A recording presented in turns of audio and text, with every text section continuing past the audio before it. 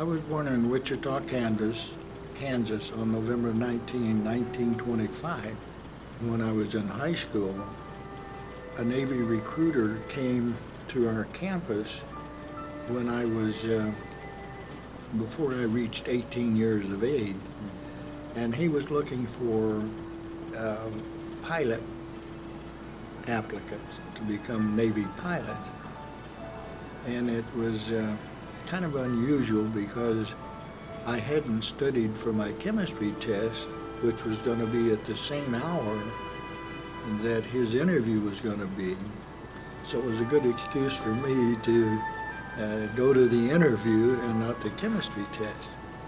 I later graduated from the University of Southern California on the 6th of June, 1947, and began my career as a commissioned officer at that time.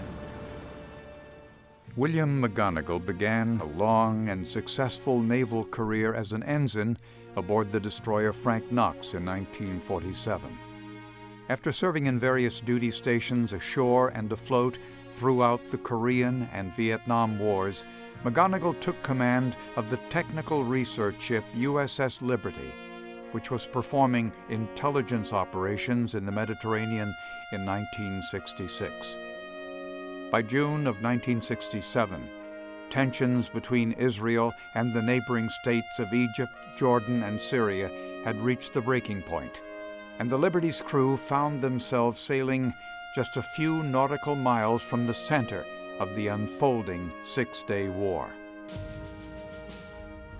I took command of the USS Liberty, a technical research ship which normally operated on the west coast of Africa. It was a merchant ship that had been used during World War II, Korea and Vietnam, that had been remothballed and had been converted to perform the functions of a technical research ship for the Navy. We were on our third deployment to the west coast of Africa when we were diverted from the port city of Abidjan, the Ivory Coast. We were ordered to operate in an area in international waters near the Sinai coast. We arrived about 6 o'clock in the morning. The skies were completely clear, unlimited visibility. During the morning, we conducted a general drill, and I wasn't satisfied with the time that it took the crew to close all of the watertight doors and prepare the ship for battle. So I got on the public address system and told them that the ship is in a potentially hazardous situation and that the next time it might not be a drill. We arrived on our initial navigational point, at which time we turned to a southwesterly heading so that we could parallel the coastline from near the town of El Arish back to the west toward Egypt. At that time we slowed to 5 knots. We checked to make sure that our flag was flying freely, and it was. And within a very short period of time, the ship was circled by unidentified aircraft. They didn't close the ship close enough that we could identify them, but we were surveilled again about every hour and a half to 2 hours, and sometimes the planes would circle high over the ship, but again they stayed at a distance that we weren't sure whose they were.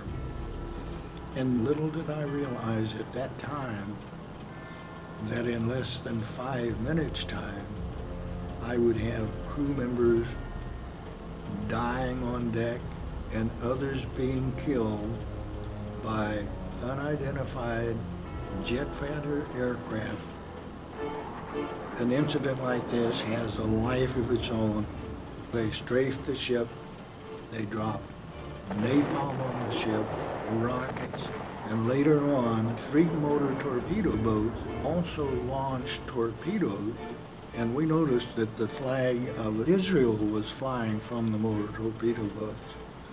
One torpedo struck the side of the ship just forward of the bridge.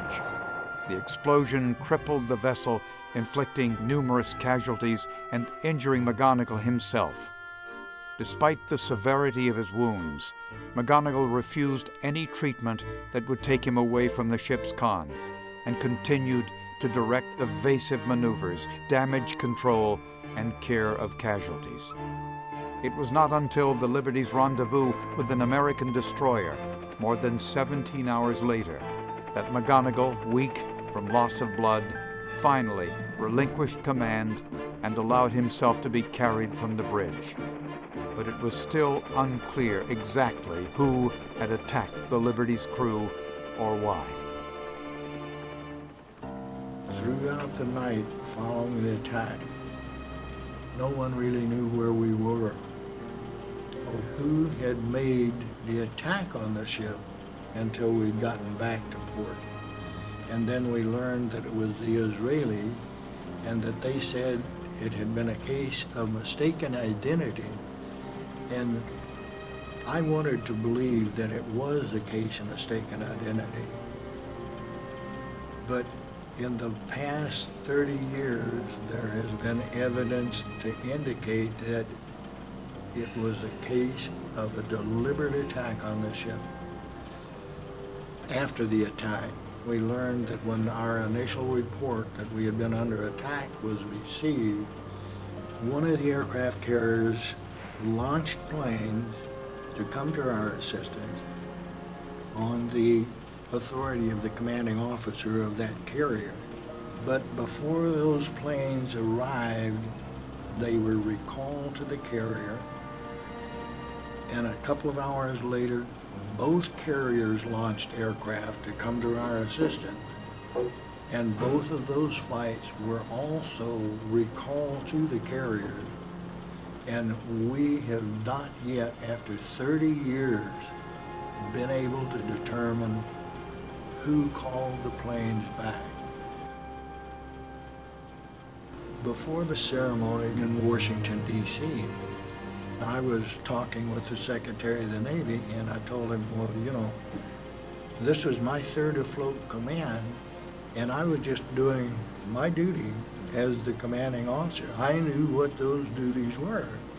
And if I didn't, they shouldn't be sending me to command ships at sea.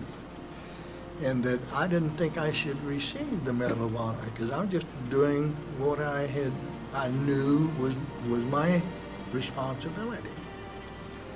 And he says, well, Bill, I'll tell you. And you know, the secretary can get away with that by calling captains Bill. That's okay. So he says, when you and Admiral Moore have finished your coffee, we're going to go right out there and we're going to have this ceremony just like we've planned for some time. And of course, my only response to that, the only response possible, was aye, sir. It's a very humbling experience. It's allowed me to associate with people that I've read their citations, and some of the things they did are astounding to me. And I'm proud to be associated with them. We weren't supposed to be a combatant ship. We were an auxiliary. We weren't supposed to be engaged in any battle. And we didn't. We had damage inflicted upon us.